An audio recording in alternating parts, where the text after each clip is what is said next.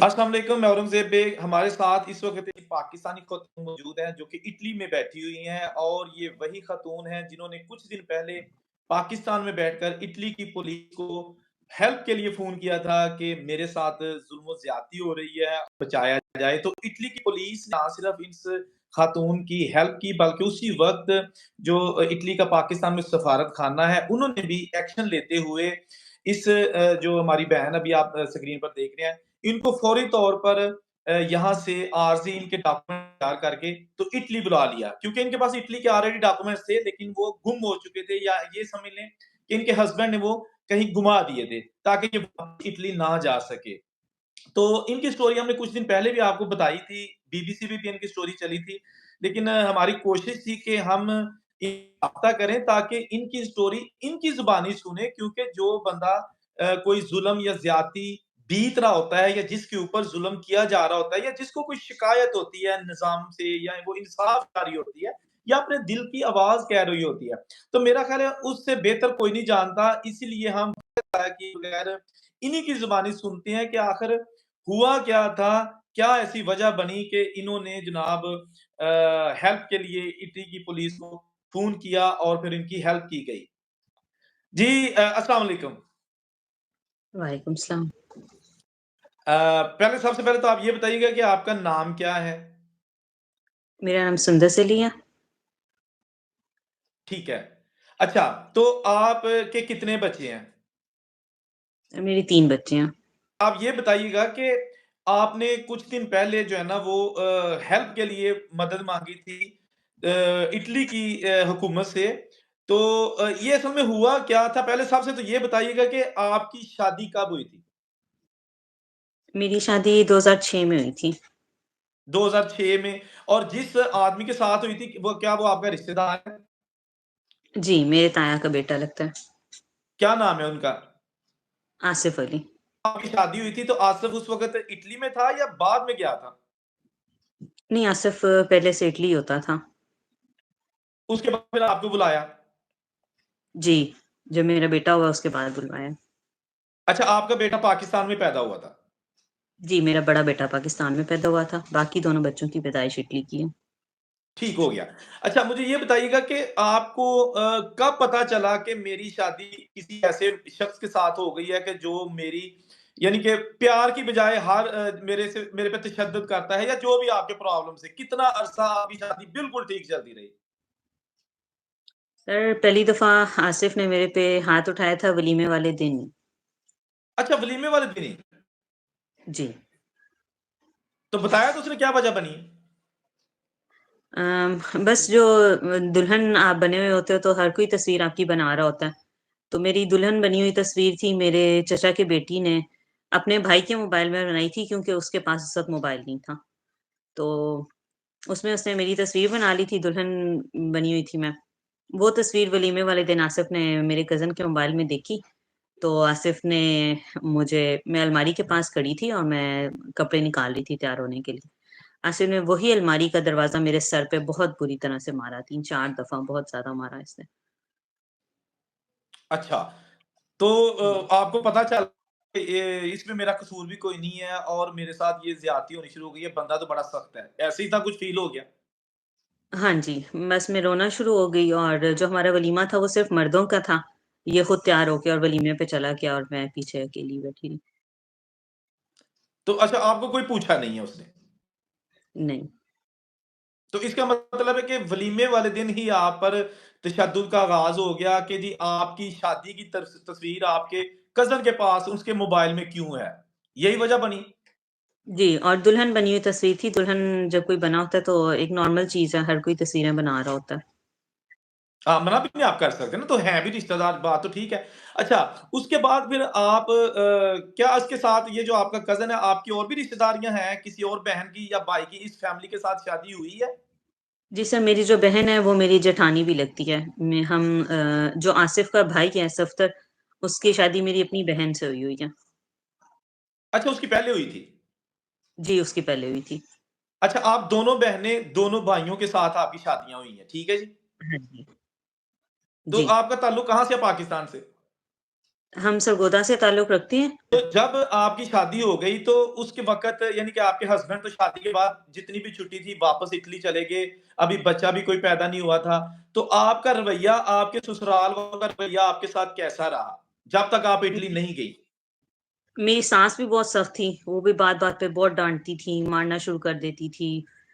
खाने-पीने की चीज़ें छुपा देती थी। मैं खाने-पीने का जो सामान है अपने घर वालों से लेके आया करती थी और मेरे घर वालों को पता था कि ये बहुत सख्त मिज़ाज है। लेकिन हमारी फैमिली का कल्चर ऐसा है कि मेरे अब्बू भी मारते थे अम्मी को। भाई को भी मारते हुए देखा है, भाभी को, ताया, चचा ये सब। यानी कि मकसद ये है कि आपकी फैमिली में ख़वातीन पर हाथ चलाया जाना ये कोई आम-सी बात है। जी, आम बात है। तो आपने कभी शिकायत नहीं की अपनी अम्मी से या अब्बू से कि भाई मुझे वो तंग करते हैं, मेरा कुछ कीजिए? बताया था, अपने अब्बू को भी बहुत दफ़ा बताया था। तो वो यही कहते थे कि ठीक हो जाएगा, बच्चे हो जाएँगे तो ठीक हो जाएगा। मैंने अपनी जेठानी को भी बताया, बल्कि एक दफ़ा इसने बहुत बुरी तरह से मुझे मारा था। मैंने अपनी जेठानी को बोला मुझे इसके साथ नहीं रहना क्योंकि ये बहुत ज़्यादा मारता है। तो उसने कहा कि नहीं, ऐसे नहीं होता, ठीक हो जाएगा, बच्चे होंगे तो ठीक हो जाएगा।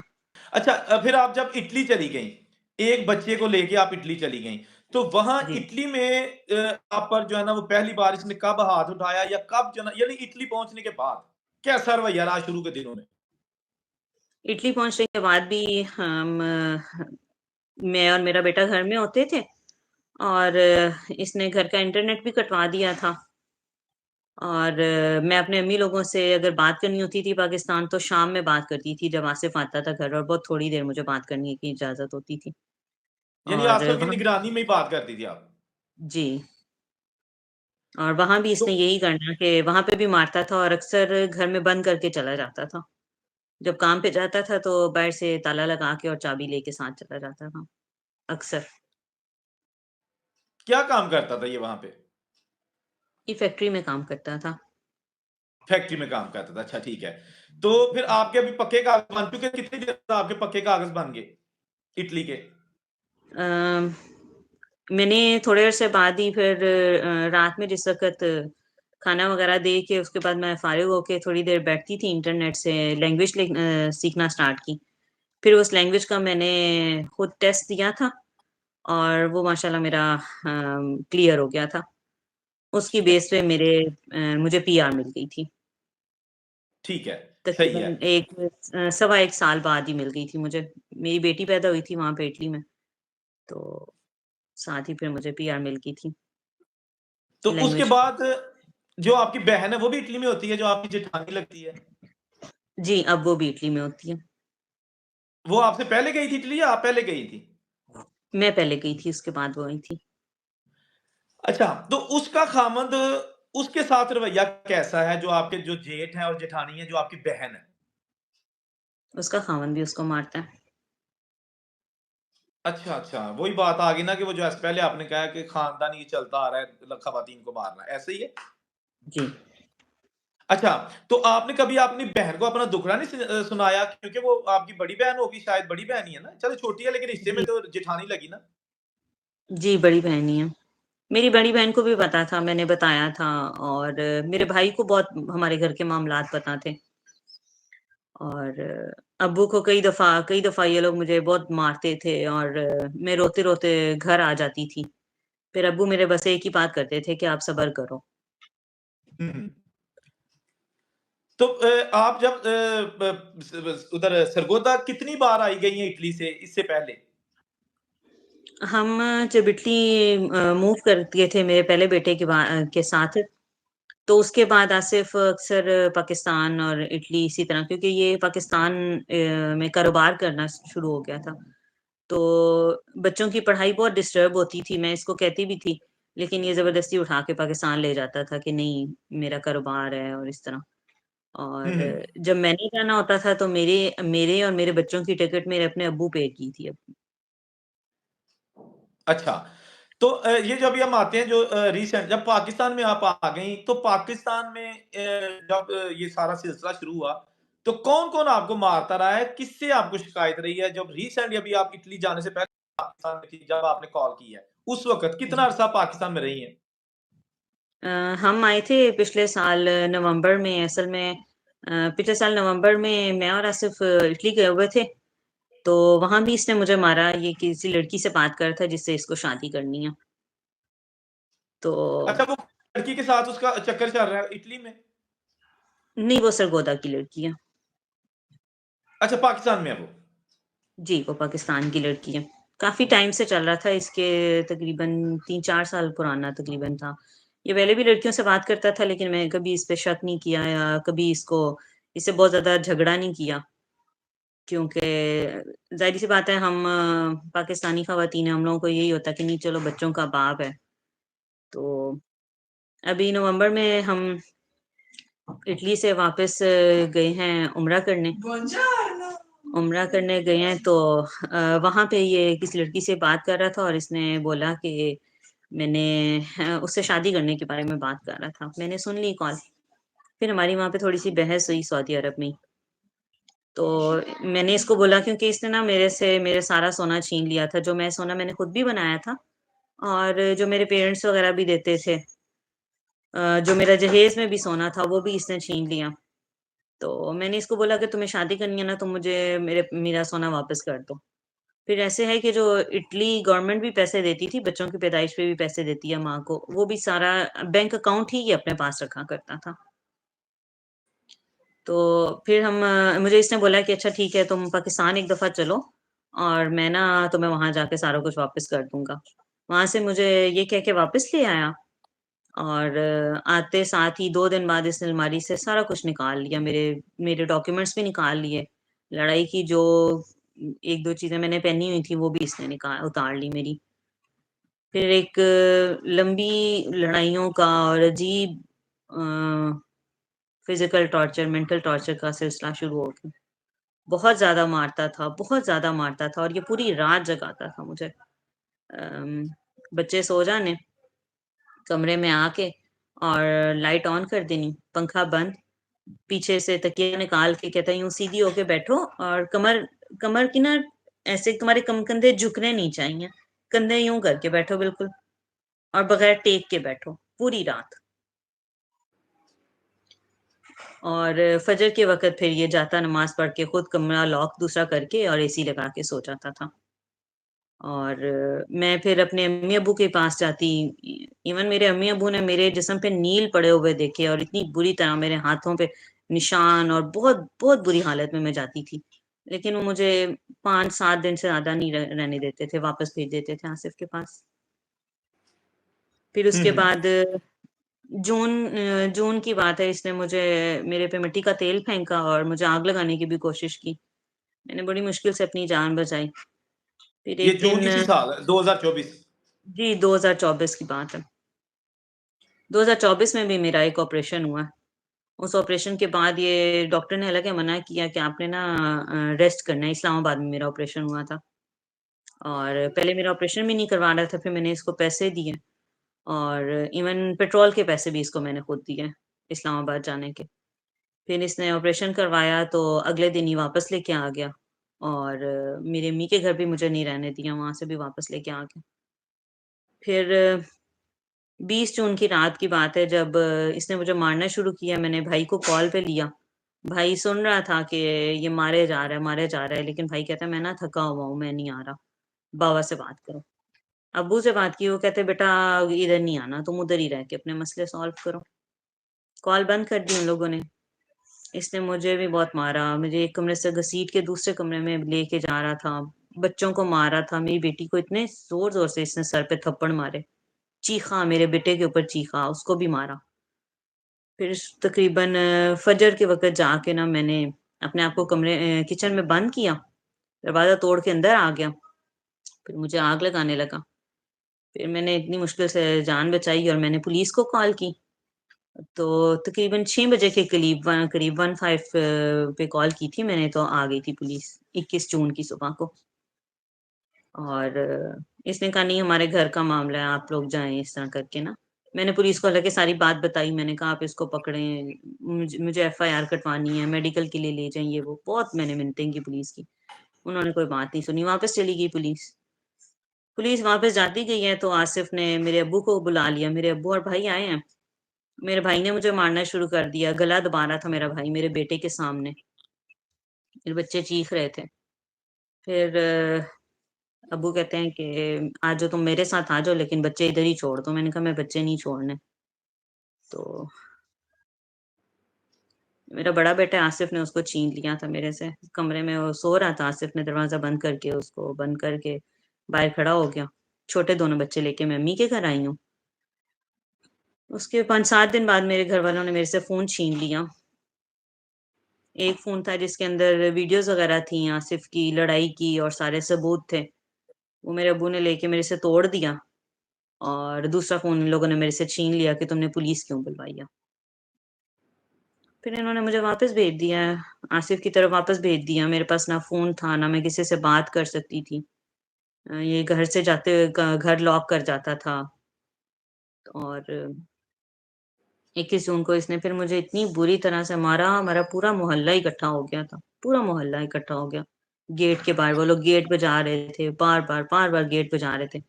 इसने मेरा जो गला है ना सीढ़ी के ऊपर रख के ना और पीछे से यहाँ पे खड़ा हो गया और गैराज में।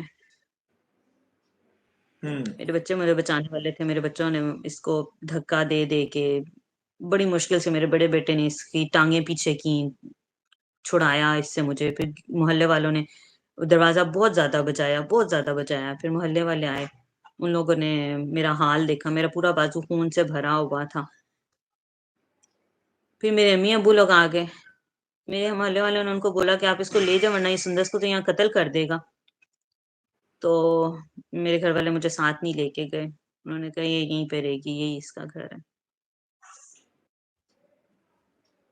फिर तो दोबारा फिर आपको किस जी, जी। फिर इसी तरह ये बस इसका रोज़ाना की यही रूटीन थी। बात पे बात मारता रहता था। बच्चों के लिए इवन जो खाना लेके अपने लिए एक दिन ये खाना लेके आया, मेरे बेटे ने उसका खाना उसमें से निकाल दिया, ठीक है? लज़ानिया लेके आया था ये। मेरे बेटे ने खाना निकाला तो ये मेरे बेटे को डाँटने लग गया। इसने 2 थप्पड़ लगाए मेरे बेटे को। कहते ये तो मैं अपने लिए खाना लेके आया हूँ। खुद खाना खा के आ जाता और अक्सर ऐसे होता था मैं और मेरे बच्चों के लिए खाने के लिए कुछ भी नहीं होता था घर में।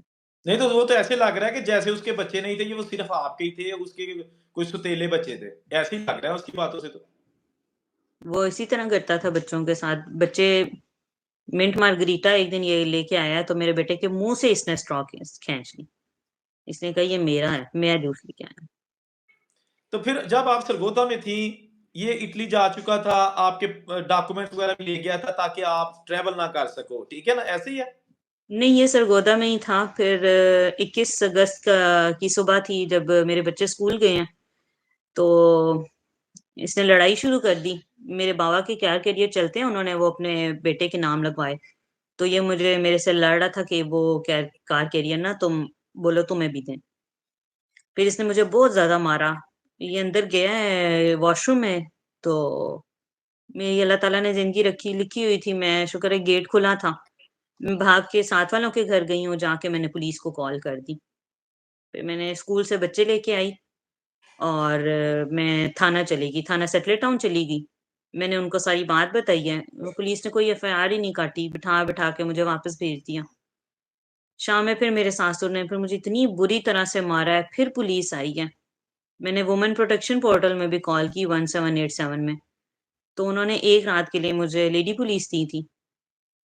फिर 22 अगस्त को मेरी हुँ। एफआईआर भी कटी। सॉरी एफआईआर नहीं कटी थी, 22 अगस्त को मेरा मेडिकल हुआ, लेकिन एफआईआर फिर भी नहीं पुलिस ने काटी। फिर मैं और बच्चे घर में अकेले थे। 25 अगस्त को फिर ये लोग घर में घुसे, ज़बरदस्ती दरवाज़ा खुलवा के। फिर उन्होंने मुझे बहुत ज़्यादा मारा, मुझे, मेरे बच्चों को दरवाज़ा कुंडी लगा ली इन्होंने और मुझे बहुत ज़्यादा मारा, बहुत ज़्यादा। मैंने पुलिस को कॉल की, 3 दफ़ा मैंने पुलिस को कॉल की, फिर उन्होंने मेरे से फ़ोन छीन लिया। फिर पुलिस आ भी गई, लेकिन ना पुलिस ने मुझे मोबाइल रिकवर कर दिया, लेकिन पुलिस ने मेरी एफआईआर फिर भी नहीं काटी। फिर 27 अगस्त को आसिफ ने मुझे और बच्चों को घर से निकाल दिया और हम उधर चले गए, अम्मी लोगों के घर चले गए। फिर अब्बू भी कह रहे थे उसको साइन कर दो। असल में बहुत ज़्यादा ये लड़ता था, इसने मुझे पेपर पे लिख के दिया था, इजाज़तनामा लिख के दिया था, डीड भी बनवाई थी एक कि इस पे साइन करो दूसरी शादी के लिए। मेरा इससे बस ये मुतालबा था, तुम मेरा सोना, मेरा पैसा मुझे वापस कर दो और मुझे तलाक दे दो। मुझे नहीं तुम्हारे साथ रहना, तुम कर लो दूसरी शादी। फिर मैंने इटालियन गवर्नमेंट को कॉल की थी। मैंने बड़ी मुश्किल से कॉन्टैक्ट किया, मैंने रोम में भी कॉल की, मैंने इटली में पुलिस को कॉल की थी। हाँ जी, और मैंने जो एक्सटर्नल मिनिस्ट्री होती है, मैंने वहाँ पे कॉल की, मैंने उनको अपने हालात बताए। उन्होंने मेरे से कहा कि हमें बताओ, मतलब प्रूफ दो कि तुम्हें मार पड़ी है। फिर मैंने उनको व्हाट्सएप की अपनी तस्वीरें सारी। फिर उसके बाद वो लोग एक्शन में आ गए। उन्होंने इटालियन एम्बेसी को कांटेक्ट किया और बताया, और फिर इटालियन एम्बेसी ने मेरे से कांटेक्ट किया। फिर सितंबर था जब इटालियन एम्बेसी वाले आए थे सरगोदा, लेकिन मेरे भाई ने मुझे मिलने ही नहीं दिया। मैं बड़ी मुश्किल से अपने बच्चे लेके और मैं इटालियन एम्बेसी चली गई।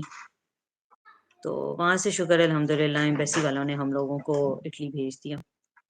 अच्छा, जब कुछ गई एम्बेसी इस्लामाबाद गई, तो उसके बाद जी फिर आप कितनी देर तक उनके पास रही, या तो नहीं जाने दिया होगा ना उन्होंने, एम्बेसी वालों ने कहाँ रखा था आपको जब तक आप पाकिस्तान में थी?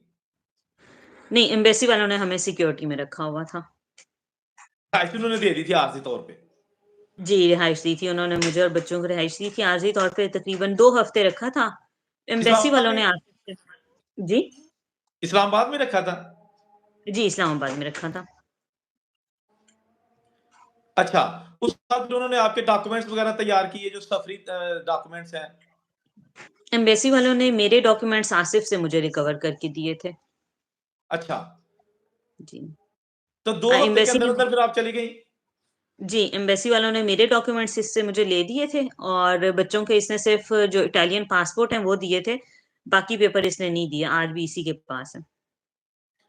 अच्छा, तो आपकी टिकट वगैरह एम्बेसी ने दी थी सारी, जब आप फिर गई थी?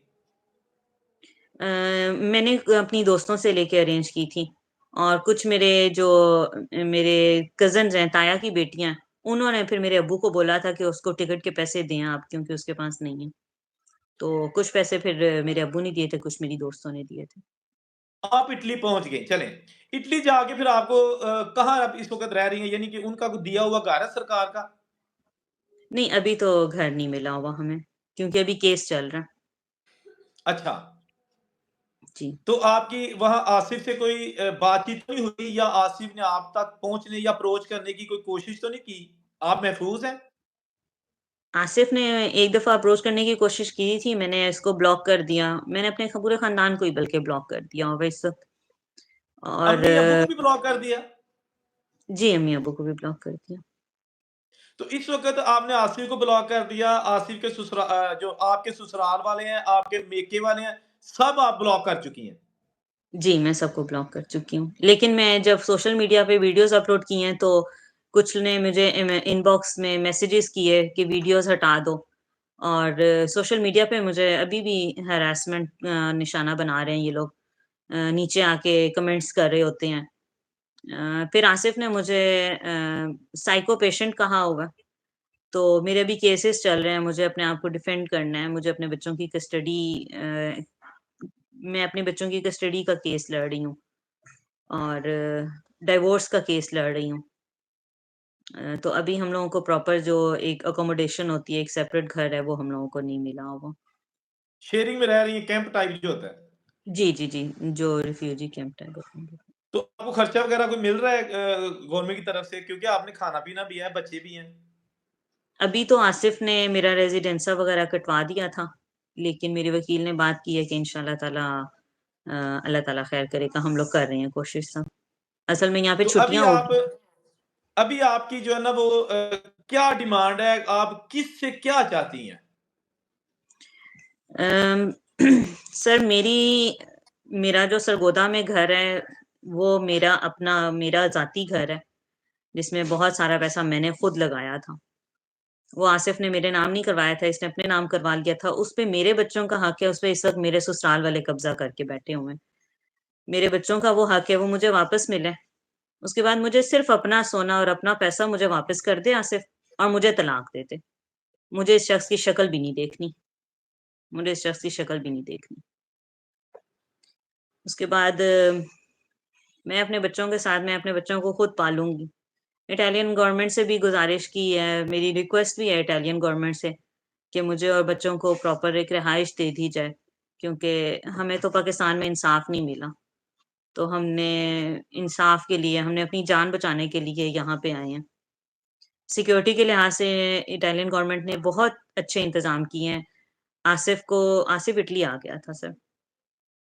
आसिफ इटली आता गया है तो उन लोगों ने इसको एक इलेक्ट्रॉनिक ब्रेसलेट होता है, वो लगा दिया था जिससे आसिफ हर वक़्त ट्रेस होता रहता है।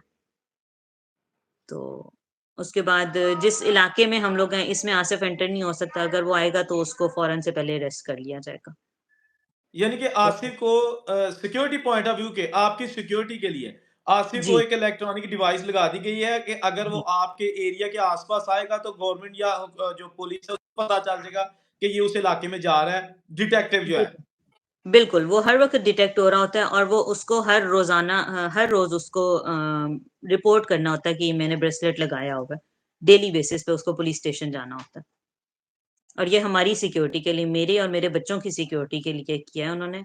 और मैं अल्लाह ताला का जितना शुक्र अदा करूँ और इटालियन गवर्नमेंट का जितना शुक्रिया अदा करूँ कम है, कि उन्होंने मेरे और बच्चों की सिक्योरिटी के लिए बहुत अच्छे इंतज़ाम किए हैं, बहुत ज़्यादा। पाकिस्तान में तो पुलिस ने और सब ने, मेरे अपने घर वालों ने मुझे मरने के लिए छोड़ दिया था इस दरिंदा इंसान के सामने। देखिए दोस्तों, बात ये है कि अभी जैसे सुंदस ने आपको बताया है मुख्तसर सी स्टोरी। मेरा ख़्याल है कि अगर इससे हम डिटेल पूछते रहें तो ये 2 दिन भी लग सकते हैं, इतनी लंबी वीडियो हो सकती है।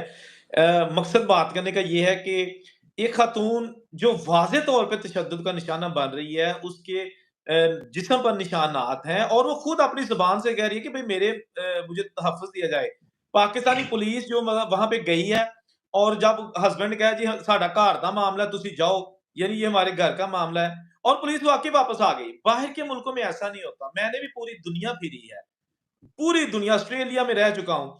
वहाँ पर अगर आप अपनी बीवी पर हाथ उठाते हैं, बच्चों पर हाथ उठाते हैं और पुलिस आ जाती है, तो अगर आप उनको ये कहते हैं ना कि जी साडे घर दा मसला है, तुसी जाओ, वो नहीं जाएँगे। फौरी तौर पर आपको अरेस्ट करेंगे, कहेंगे भाई फिलहाल हम आपको अरेस्ट करेंगे, आप झूठे हो या सच्चे हो, ये फैसला बाद में हम करेंगे, ये कोर्ट करेगी। You have to go with us. वो सारी उसी वक़्त उसको ले जाते हैं। और ये है इंसाफ, ये है तकाज़ा। जिन लोगों को हम कहते हैं जी वो मुसलमान नहीं है, वो काफ़िरा दा मुल्क है, वो फलान है, इंसाफ है वहाँ पर, इंसान की कदर है। जैसा कि सुंदस ने भी बताया कि पुलिस 2-3 बार मैंने सरगोदा बुलाई थी और उन्होंने रंगे हाथों वहाँ पहुँच के मेरे जिस्म के निशानात देख के, लेकिन अब अल्लाह बेहतर जानता है कि वो पैसे ले गए या क्या किया, वापस चले गए। इस बेचारी खातून, लाचार, मजबूर खातून को छोड़ के चले गए कि जी ਤੁਹਾਡਾ घर दा मामला ते भुगतो। अंदाज़ा करें आप, ये है एक घटिया किस्म का यहाँ पर निज़ाम पुलिस, जिसको बहुत ज़्यादा जो है ना हमेशा तनकीद का निशाना बनाया जाता है, लेकिन इनके जो है ना कान पर जूँ तक नहीं रेंगती। सुंदस, और अभी आप कुछ कहना चाहती हैं? मेरी उन लड़कियों से ये गुज़ारिश है जो ज़ुल्म सहती रहती हैं, ज़ुल्म नहीं सहना चाहिए और अपने ऊपर होने वाले ज़ुल्म के खिलाफ खड़े हो जाना चाहिए। जितनी जल्दी खड़ी हो जाएँगी उतना ही बेहतर है।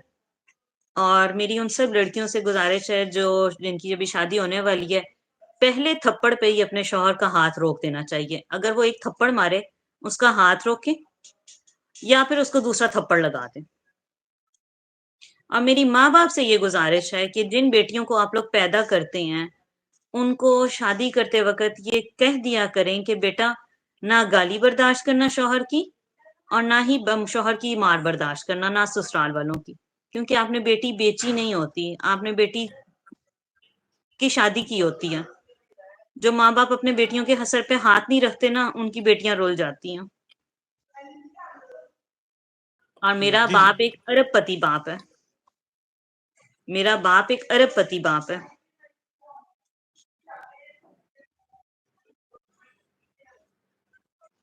जो माँ-बाप अपने बेटियों का साथ नहीं देते ना,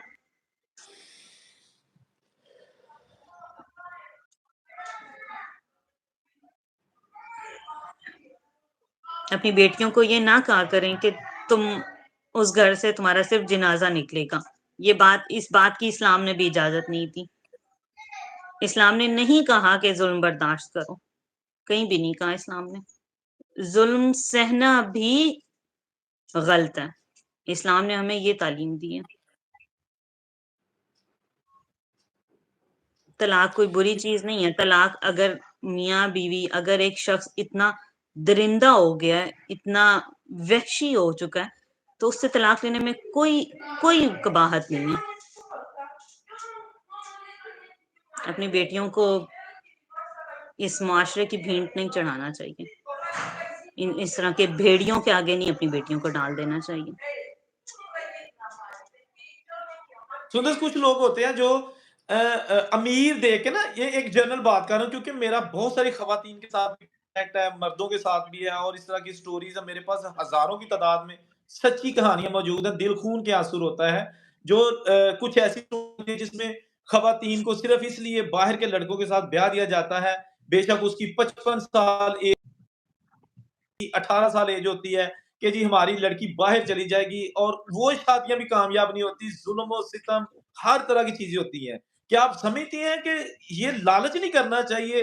जो होता है एक, कहते हैं ना कि एक बेजोड़ शादी। बिल्कुल नहीं करना चाहिए और जब आप अपनी बेटी को का ब्याह रहे होते हैं ना, तो आपको ये नहीं देखना चाहिए कि उसके पास बाहर के कागज़ हैं, क्योंकि आपको नहीं पता होता कि बाहर आप भेज रहे हैं, यूरोप भेज रहे हैं, अमेरिका भेज रहे हैं, वहाँ जाके बेटियों के साथ क्या सलूक किया जाएगा। अगर कोई लड़की अपने हक के लिए आवाज़ उठाती है, अपने ऊपर होने वाले ज़ुल्म के खिलाफ आवाज़ उठाती है, तो उसकी आवाज़ को चुप करा दिया जाता है या फिर उसको कत्ल कर दिया जाता है, जो कि गलत है। वहां किसी पाकिस्तानी फैमिली से आपका कोई राब्ता है कि नहीं, यानी खवातीन से? ख़वातीन से मेरा कुछ राब्ता हुआ था। मेरे अपनी कुछ कज़िन्स हैं जो बहुत अच्छी हैं। उन्होंने मुझे बहुत सपोर्ट किया। मुझे बहुत बहुत सपोर्ट किया उन्होंने। लेकिन बेसिकली जो है आसिफ और इसका जो ख़ानदान है ना, और मेरा अपना भाई जो है, आसिफ, इसका भाई सफदर, इसका बाप मोहम्मद अली, ये लोग बड़े ज़ालिम शख़्स हैं। जो भी मेरी मदद करने के लिए आता है ना, ये उसको थ्रेट करते हैं और हर तरह से उसको दबाने की कोशिश करते हैं कि सुंदस का कोई साथ ना दे। लेकिन ये लोग भूल गए हैं कि ये लोग फ़िरौनियत पे उतर आए हैं ना, तो इनसे एक बड़ी ज़ात है जो ऊपर बैठी है और वो अल्लाह ताला की ज़ात है। और अल्लाह ताला मुझे इन सब के चुंगल से निकाल के यहाँ तक लेके आया है ना अल्लाह ताला, तो अल्लाह ताला आगे भी मेरी ज़रूर मदद करेगा इंशाअल्लाह। मुझे उस ज़ात पे यकीन है, मुझे उसका सहारा चाहिए बस। अगर आप हक पर हैं तो आपको इंसाफ मिलना चाहिए। नाज़रीन आप भी कमेंट करके बताइएगा सुंदस के हवाले से कि जिस तरह ये सारे रिश्तेदार इसको छोड़ चुके हैं। अल्लाह ताला हर एक बेटी को अपने हिफ्ज़-ओ-मान में रखे। हर बेटी को, हम जो भी इस वक़्त ज़ुल्म तशद्दुद का शिकार लड़कियाँ हैं, ख़ाँ वो पाकिस्तान में है या बैरून मुल्क हैं, अल्लाह ताला सबकी मदद करे। इसी के साथ हुँ, औरों से को इजाज़त दीजिए। अल्लाह हाफ़िज़। हुँ।